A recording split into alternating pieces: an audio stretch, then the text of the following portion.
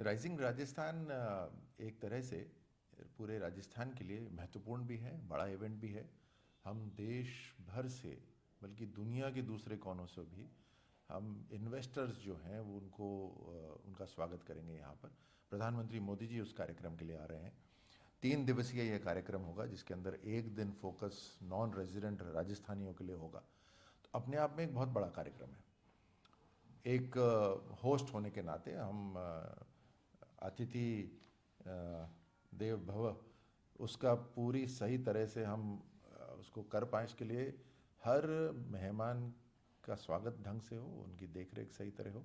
इसमें से कई स्टेट गेस्ट होंगे, उनका प्रोटोकॉल सही माना जाए, इसकी तैयारियां हैं सर। और ख़ास तौर से राजस्थान की जो अलग अलग उपलब्धियां हैं, इंडस्ट्रीज़ के नाते, इन्वेस्टमेंट के नाते, एक्सपोर्ट के नाते, मैन्युफैक्चरिंग के नाते, एनर्जी क्रिएशन के नाते, वन डिस्ट्रिक्ट वन प्रोडक्ट के नाते, उन सब का हम सही तरह प्रचार कर सकें, उसके ऊपर चर्चा हो सके, उनके विशेषज्ञों की और हमारे जो अधिकारी मंत्री हैं उनके साथ बातचीत हो सके, इस सब का भी ध्यान रखना है। अंतिम जो गोल है हमारा, जो लक्ष्य है हमारा, वो राजस्थान के अंदर एम्प्लॉयमेंट जनरेशन हो, इन्वेस्टमेंट आए, और हमारी 15 लाख करोड़ की जो इकोनॉमी है उसको हम 4 साल में बढ़ाकर 30 लाख करोड़ कर दें। तो इस लक्ष्य को ध्यान में रखते हुए ये 3 दिवसीय कार्यक्रम अपने आप में महत्वपूर्ण हो जाता है। अगर हमें एक बहुत बड़ा परिवर्तन राजस्थान में लेकर आना है तो उसमें सबसे महत्वपूर्ण बात यह है कि हमें किसानों को, गांव में रहने वाले हमारे युवाओं को, महिलाओं को, हमारे हर क्षेत्र के अंदर जो यहाँ पर रिसोर्सेज अवेलेबल हैं, जैसे सोलर रिसोर्स है, हमारे पास माइनिंग है, माइंस हैं, मिनरल्स हैं, हमारे पास ह्यूमन रिसोर्स है, युवा शक्ति है, हमारे पास एग्रीकल्चर का प्रोडक्शन है, श्री अन्न का। ऐसे अनेकों जो हमारे पास उपलब्धियां हैं, हमारे पास जो रिसोर्सेज हैं, उनकी बढ़ोतरी और हो सके, उनकी मार्केटिंग और बढ़िया हो सके, उनका मैन्युफैक्चरिंग, प्रोडक्शन और वैल्यू एडिशन और बेहतर हो सके। आखिरकार जैसे मैंने कहा कि अपने राजस्थान के हर क्षेत्र के अंदर हमारे युवाओं के हाथ में काम होना चाहिए। हमारे किसानों की जो प्रोडक्शन है, प्रोड्यूस है, उसको बेहतर मार्केट मिले, उसका वैल्यू मिले, उसकी शेल्फ लाइफ बढ़ जाए फूड प्रोसेसिंग के माध्यम से। हमारे जो वन डिस्ट्रिक्ट वन प्रोडक्ट हैं, जो कलाकार हैं जिनकी हस्तकला में बहुत नाम है, राजस्थान का बहुत नाम होता था, वो धीरे धीरे खत्म होती जा रही है, उसको वापस से पुनर्जीवित कर दिया जाए, उसके लिए मार्केट मिल जाए। तो इन सब को, ये हमारा लक्ष्य है, ये उपलब्धि हमारे को पानी है, और इसीलिए हम इसको पहले ही वर्ष में कर रहे हैं ताकि उसको धरातल में उतारने का हमारे पास समय हो। पूरे देश की ताकत है इसमें, ऐसे मेरा अकेले का कुछ नहीं है, ये तो अलग अलग जिम्मेदारियां मिलती हैं। पूरी देश की ताकत है, राजस्थान की ताकत है।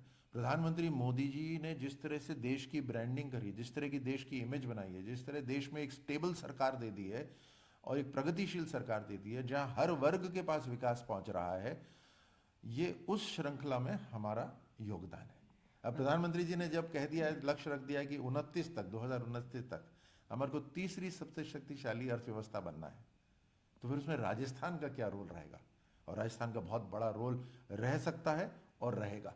ये क्षमता हम में हमेशा से थी, लेकिन इस क्षमता को अभी उभारने का जो जिम्मेदारी है वो हमारी है, और उसको हम पूरी लगन के साथ हम कर रहे हैं। मतलब लास्ट सवाल है क्योंकि आपने आपकी। जो स्पेसिफिकली, माफ कीजिए, स्पेसिफिकली आपने पूछा था खिलाड़ियों के लिए, देखिए, जब अर्थव्यवस्था में सुधार होता है तो हर क्षेत्र में सुधार होता है। अब जब हम इन्वेस्टमेंट भी मांग रहे हैं तो उसके अंदर एक, खेल के अंदर भी, स्पोर्ट्स इंफ्रास्ट्रक्चर में भी हम इन्वेस्टमेंट मांग रहे हैं और आ भी रहे हैं। वर्ष पूर्व जिस तरह की परिस्थितियां रहीं और आज भी दुनिया में जो परिस्थितियां हैं, उसको ध्यान में रखते हुए दुनिया के अनेकों देश ऐसे हैं, अनेकों कंपनियां ऐसी हैं जो अब एक ही राष्ट्र के ऊपर अपना भरोसा और विश्वास नहीं रखना चाहती। मेरा इशारा किस तरफ है आप समझ रहे होंगे। भारत का जो, हमारी जो संस्कृति है, हमारा जो, जिस तरह से हमारा लोकतांत्रिक जो हमारा देश है, उससे दुनिया के देशों और दुनिया की कंपनीज को भरोसा होता है। कि यहाँ पर कोई रातों रात कुछ फेरबदल नहीं होगा।